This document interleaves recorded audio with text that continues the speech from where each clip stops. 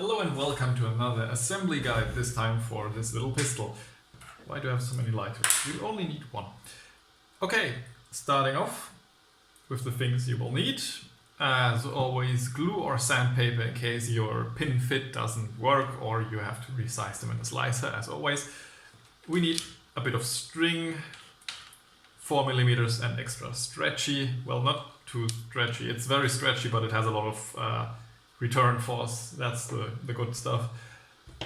Pliers, not really. We'll need a hammer, most likely, if like some of those can be hammer fit. I try to make them like barely pushable with a thumb, but maybe hammer fit. The lighter to cinch the ends of your string, and of course some oil for lubrication, and scissors. Good, starting off. We take the receiver, we take our trigger, put it into the slot for the trigger down here. You may need to like push the front part in first and then come back around with the rear part. We take one of the pins in the color of the receiver. They are called trigger pin, oddly enough, because they are for the trigger. Yes. Then we take the finger guard and put it over like that. Take another one of the trigger pins, push that through, then we set that aside. We take the grip and the mag release. This is a compliant mechanism, so we basically hold it in place in two parts and then have this as a, as a lever that pulls this out. Goes in like that, so the button is on the bottom there. Then we take the short pin and push that through somehow. Am I even in? Yes, I am. And push that in until it's flush, so our hand doesn't get caught on it. Right, that's good. Then we put that, well, first of all, we see if this all is aligning. Then we just push that in here.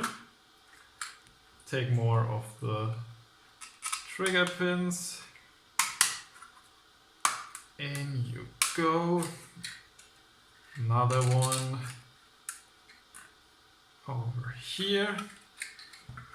Looking pretty good so far. Then we take the slide.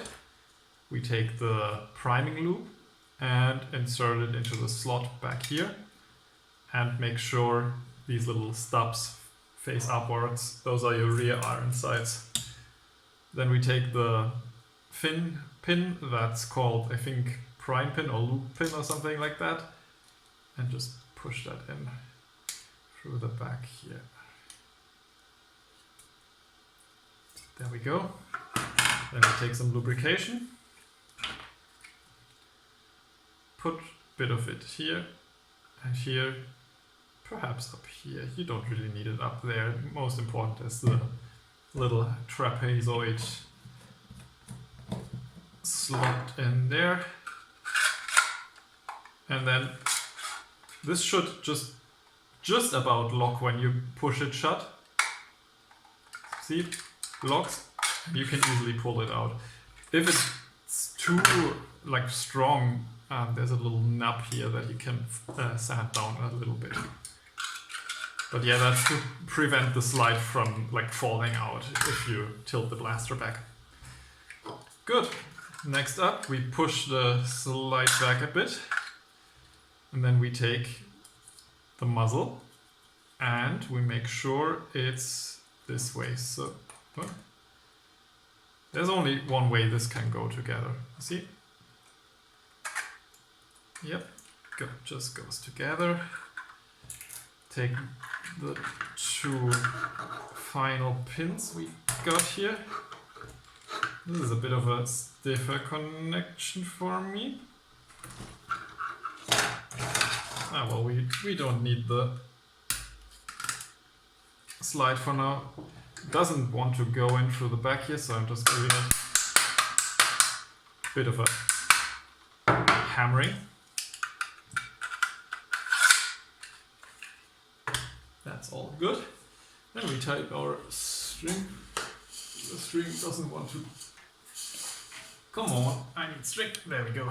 Really need to add some spools or something up there for my string. Okay. Then we tie a single knot. There we go. We hold it sort of like this and just prime the blaster. And then we take the two ends and finalize that and double knot.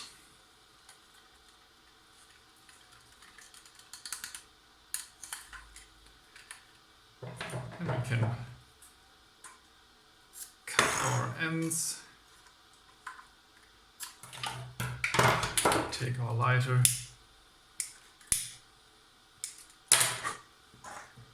use the cap, put it on so the iron side is on top, and add our last two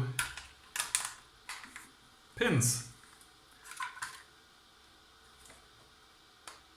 These aren't quite as long, but I went with that because I wanted to use those uniform. So if it bothers you, you can probably print them in like 10% longer in that direction, and then it should work. Good. Let's slap in a mag. That works just fine.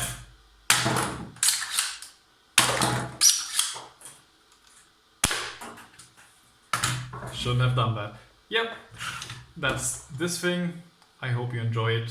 Thank you for watching.